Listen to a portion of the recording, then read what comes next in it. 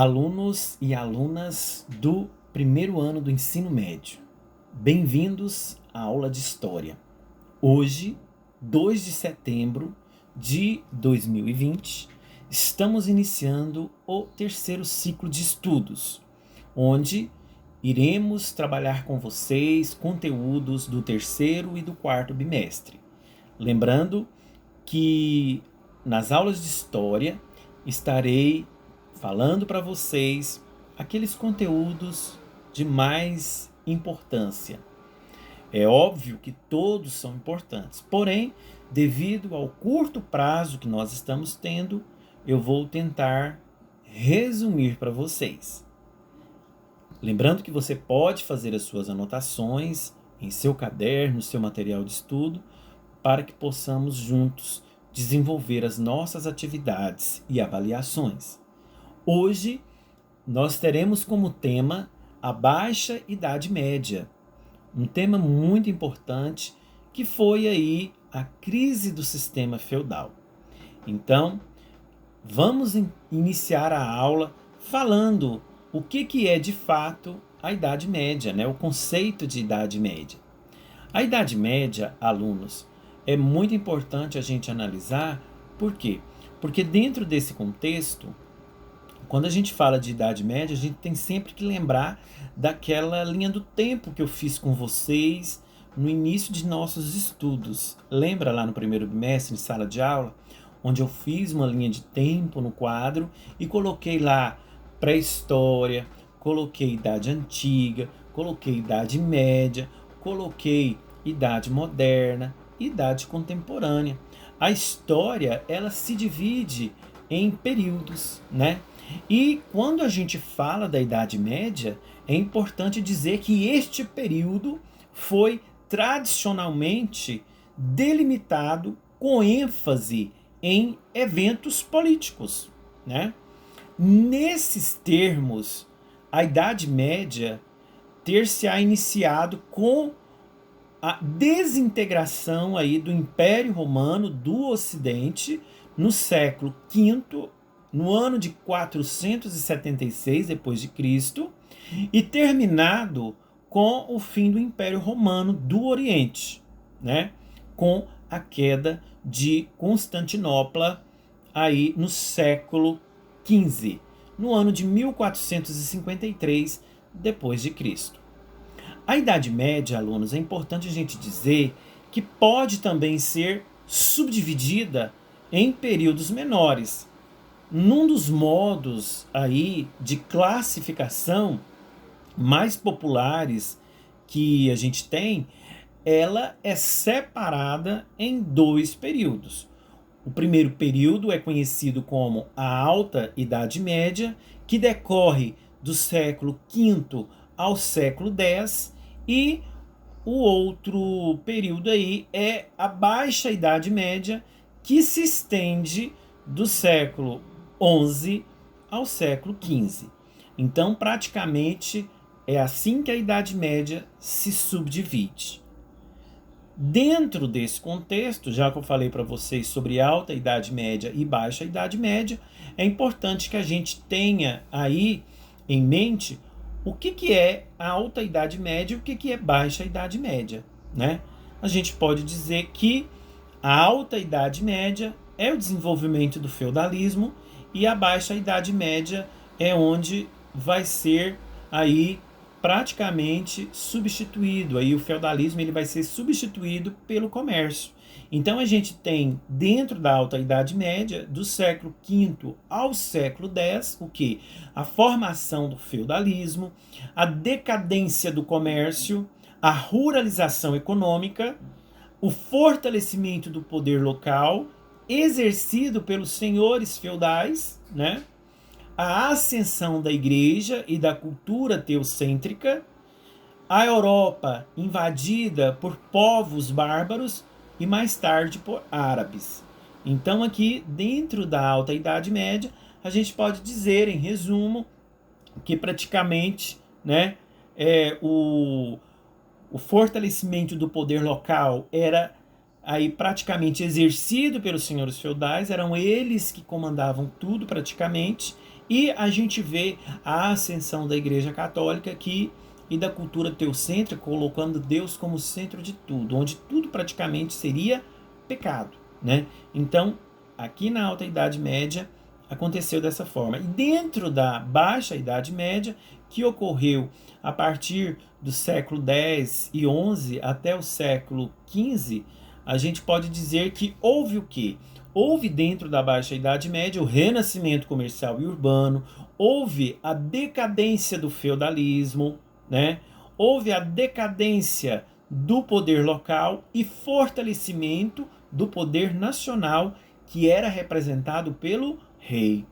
A efervescência aí cultural urbana, né, onde vai ter um crescimento populacional, e também a Europa invasora, conquistadora, ela vai então investir em buscar territórios e ao mesmo tempo se investir no comércio. Então a gente diz aqui que nesse período da Baixa Idade Média, a Europa, ela vai ser uma Europa invasora, ela vai ser uma Europa conquistadora e ela vai, inclusive, né, se dedicar às cruzadas justamente para poder controlar e dominar aí a população e também o comércio, ok? Bom, dentro da Baixa Idade Média, que é o tema da nossa aula, a gente vai ver aí, né, o aumento da população agrícola, a produção de excedente aí comercial, né, o crescimento demográfico, o fim das invasões bárbaras. Nós vamos ter as cruzadas, né, onde praticamente aí vão libertar aí os mediterrâneos do domínio muçulmano, vão restabelecer aí os contratos entre Ocidente e Oriente e a intensificação do renascimento comercial e urbano. Isso é muito bom, né? A gente vai ver uma decadência aí do feudalismo e, em contrapartida, a gente vai ver o quê? O comércio nascendo, ressurgindo, né? Vai acontecer um êxodo rural, onde a população vai migrar da zona rural para a zona urbana. E vai ocorrer o quê? O aumento da população, né?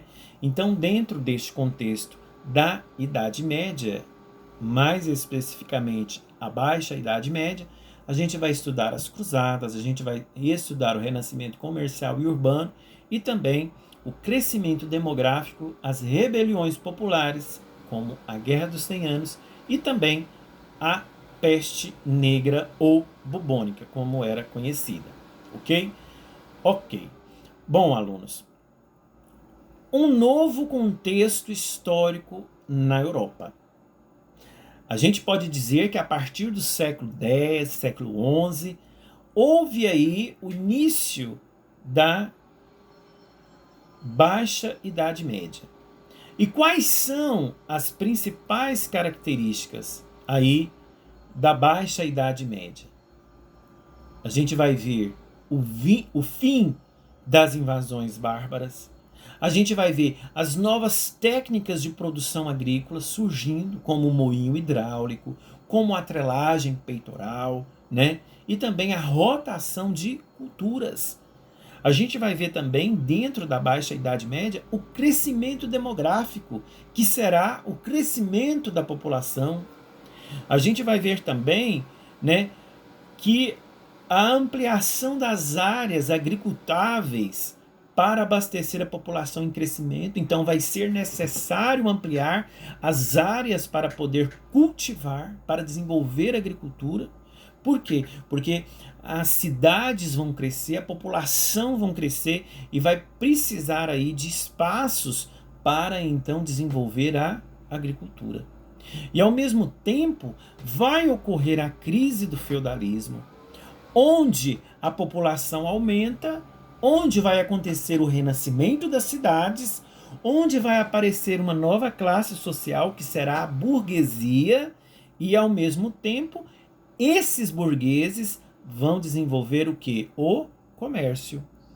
Dentro desse contexto do renascimento comercial e urbano, que ocorreu entre os séculos XI e século XIV, a gente vai ver o quê?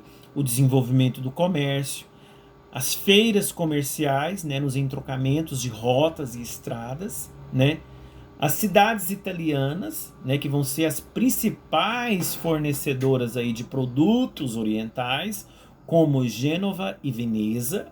A gente vai também ver as alianças aí que esses comerciantes vão fazer, né, como as ligas, que eram associações aí de mercadores, como os Hansas, né, que eram as associações aí de cidades comerciais, e também as corporações de ofícios, que eram as associações aí de artesãos, né? Dentro do Renascimento Urbano, a gente vai ver aí o aparecimento dos burgos, né? Que vai ser aí cidades que vão surgir, né? Que são as aglomerações em torno de abadias, né? De igrejas ou castelos, né? Onde as pessoas que vão morar nesses burgos, nessas cidades, vão ser chamadas de burgueses, né? Que são os habitantes dos burgos, que são chamados de mercadores e artesãos, né? Também as comunas, que são as cidades independentes, e dentro aqui deste contexto, a gente pode dizer que as cidades elas vão começar a se desenvolver, elas vão praticamente, né, começar a encher de pessoas, né? E essas pessoas é que vão começar a desenvolver aí uma nova forma de vida, ou seja, tanto trabalhando na agricultura quanto trabalhando também no comércio. Mas a gente vai observar que o renascimento comercial ele vai ser muito importante aqui neste período, né? A burguesia, alunos, olha só, a burguesia eles vão aí comercializar produtos diversos, né? E com o desenvolvimento aí do comércio, as atividades bancárias, bem como o uso da moeda, se expandiram, né? Vão crescer em diversas regiões da Europa. E a partir daí as feiras vão contribuir para que haja aí essa transação comercial. As feiras livres vão possibilitar aí o surgimento do lucro, que era que os comerciantes buscavam naquele momento, né? Então, as feiras medievais cresceram demais até se transformarem em burgos, em cidades, né? Os burgos eles passaram aí então a ser as pequenas cidades onde moravam os comerciantes. E mais uma vez, esses comerciantes eram chamados de burgueses. Não esqueçam disso, tá bom? O artesanato também foi sendo desenvolvido neste período e com o desenvolvimento aí das atividades mercantis surgiram as corporações de ofícios, né? E essas corporações de ofícios, alunos, eram as associações de artesãos que exerciam a mesma profissão. As que mais se destacaram foram corporações de ferreiros, de pintores e de boticários, aqueles que vendiam perfumes, ok? Essas associações defendiam os interesses do grupo, como os preços de compra e venda ou a padronização da qualidade de seus produtos. Era como se fosse um sistema de defesa, né? Defesa no ato da compra e defesa no ato da venda, né? Então, praticamente, essas associações defendiam os interesses dos grupos, dos comerciantes e artesãos, ok? Bom, com o desenvolvimento aí da agricultura e aumento populacional, muitos filhos aí de servos não encontraram trabalho na agricultura. E sem trabalho no campo, esse grupo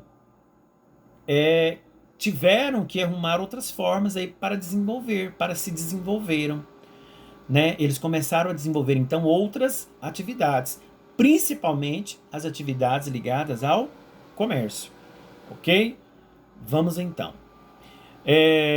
Dentro desse contexto, esse novo grupo social, que era a burguesia, desenvolveu atividades em diferentes setores aqui na Europa. E quando a gente fala do burgo, né, que deu origem aí aos burgueses, a gente pode dar o conceito aí de burgo.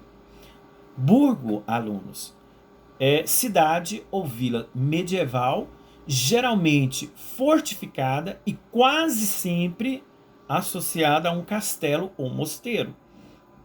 A partir dos séculos 11 e 12, em consequência aí da expansão econômica, novas zonas de povoamento urbano nasceram fora das primitivas muralhas, dando origem, inclusive, a burgos novos e às novas muralhas exteriores. Ok? Então, a rápida concentração de pessoas, né, o surgimento aí, né, de cidades e vilas foi possibilitando também o desenvolvimento aí do comércio, né?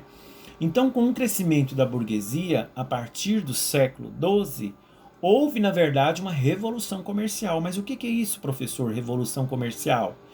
Multiplicaram-se os centros comerciais, multiplicaram as feiras medievais, surgem as corporações de ofício para proteger os mercados, a produção e os preços, multiplicam-se as rotas comerciais na Europa e em outros continentes, surgem as guildas e as Hansas, né, que eram as associações aí de comerciantes de cidades comerciais.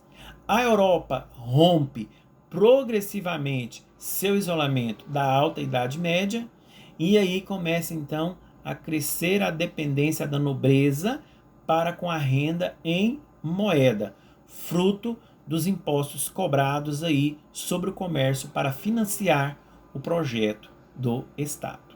É claro que a gente sabe que é através dos impostos que a cidade deve ser desenvolvida, com a construção aí de benefícios que vão praticamente aí beneficiar a população, ok? Bom, as novas rotas comerciais, né, que era o comércio de longa distância, gerou aí maior circulação de mercadorias e exigiu novas formas de pagamento. Surge, então, a letra de câmbio. Para agilizar o comércio, surgiram os primeiros bancos oferecendo aí as cartas de crédito.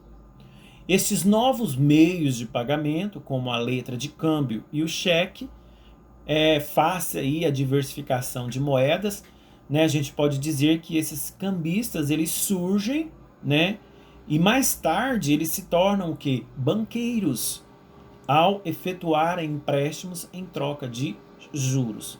É o que os nossos bancos têm feito hoje, né?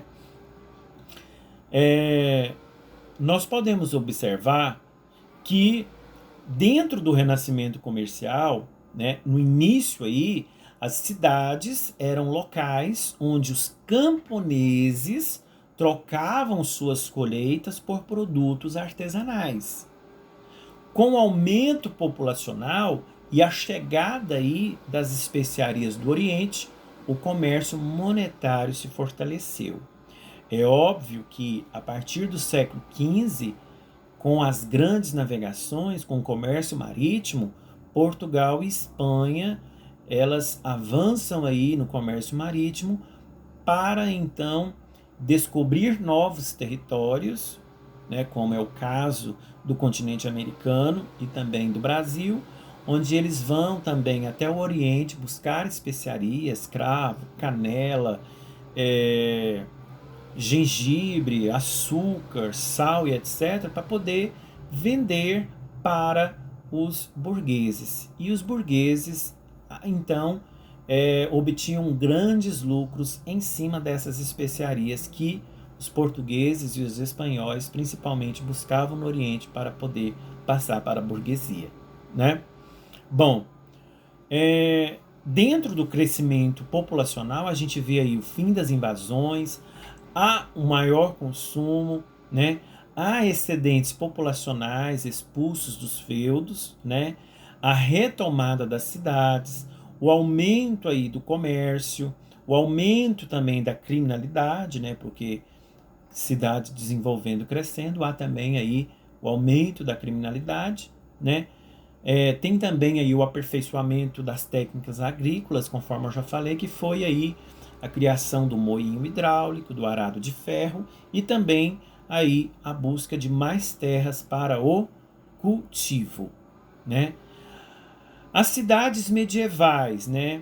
Há então um crescimento desordenado, né? Com construções sem planejamento, né? Então, aí dentro desse contexto, nas cidades não havia aí saneamento básico e os detritos, né, que era o lixo, eram jogados a céu aberto. Aspectos, inclusive, alunos, que facilitava o quê? O surgimento de epidemias, o surgimento de doenças, ok? Bom, agora nós vamos falar das cruzadas, né? As cruzadas, alunos. Por que chama-se cruzadas, né? Chama-se cruzada a qualquer um dos movimentos militares de inspiração cristã, né, que partiram da Europa ocidental em direção à Terra Santa, que é o nome aí pelo qual os cristãos denominavam de Palestina, né? E a cidade de Jerusalém com o intuito de conquistá-las, ocupá-las e mantê-las sob domínio cristão. Estes movimentos eles se estenderam aí entre os séculos 11 e 13, época em que a Terra Santa estava sob o controle aí dos turcos muçulmanos. As cruzadas elas tiveram início aí no ano de 1076. A cidade de Jerusalém, na Palestina, foi tomada pelos turcos muçulmanos. Com a tomada do local, ficou difícil para os cristãos fazerem a tradicional peregrinação à cidade, considerada sagrada para o cristianismo. Então, no ano de 1095, por iniciativa aí do Papa Urbano II, teve início aí um movimento no Ocidente, lá na Europa, para recuperar Jerusalém do domínio muçulmano.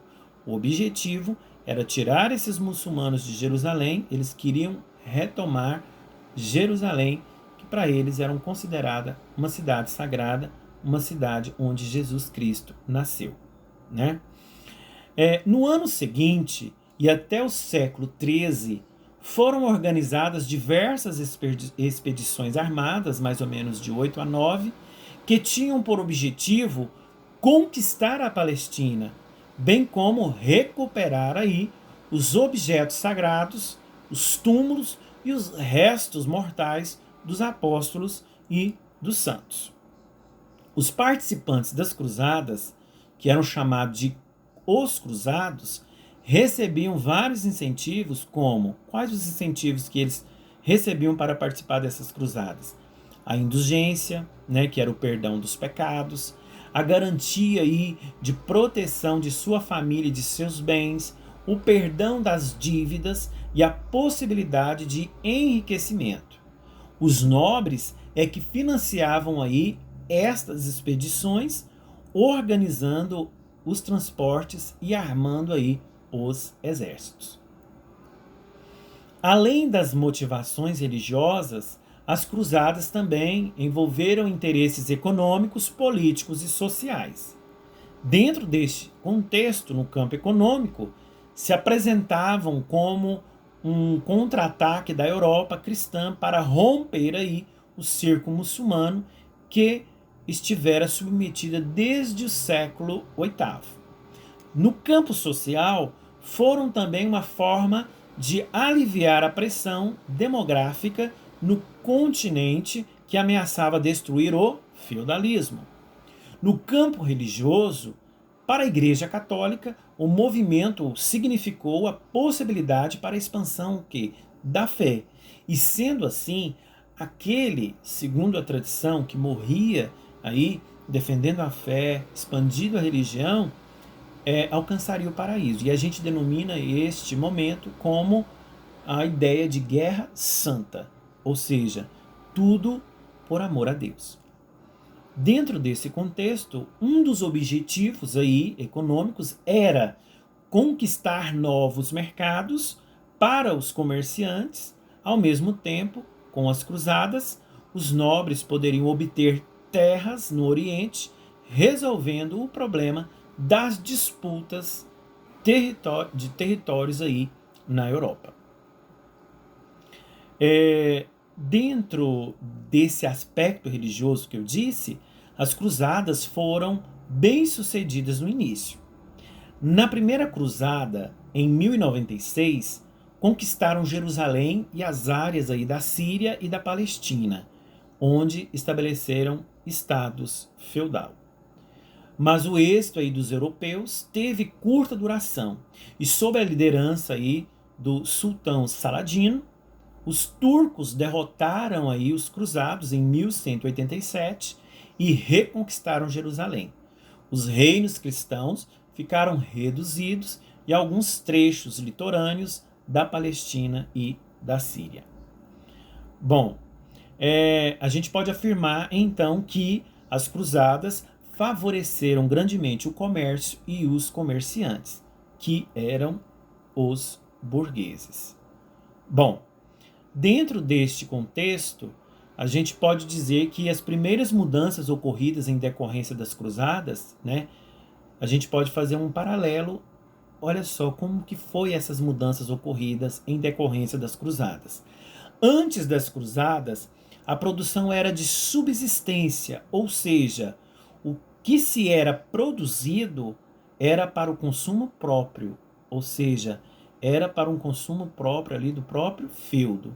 E após as cruzadas, houve o renascimento aí do comércio, fazendo surgir as feiras medievais ou cidades feiras, né, conhecidas como burgos, que foi o que eu falei para vocês anteriormente. A venda dos produtos fez surgir uma nova classe social, que foi a burguesia que nós já estudamos. Ok. Bom, dentro deste contexto, a gente pode dizer que a crise do século XIV surgiram guerras, doenças e aumento na cobrança de tributos, né? Levaram inclusive ao surgimento aí de violentas revoltas no campo e nas cidades. A Guerra dos 100 Anos, que foi de 1337 a 1453, destruiu os campos cultivados e aumentou a fome, especialmente nos territórios da atual França, né? A Guerra dos 100 Anos, alunos, foi rivalidades políticas, econômicas entre a França e a Inglaterra, em especial as pretensões inglesas ao trono francês. A França, auxiliada por Joana d'Arc, né, conseguiu aí reverter a guerra a seu favor, expulsando os ingleses do seu território. As turbulências causadas pelas guerras ajudaram a desencadear aí conflitos no campo e nas cidades, contribuindo para desestabilizar o sistema feudal. Fomentou, inclusive, o sentimento aí nacional, a formação de exércitos profissionais no lugar dos cavaleiros medievais, né? A Guerra dos 100 Anos, né, a Guerra dos 100 Anos, ela aconteceu na Idade Média, durante aí os séculos 14 e 15, entre os anos de 1337 e 453, envolvendo aí os reinos da França e da Inglaterra, conforme eu disse, né?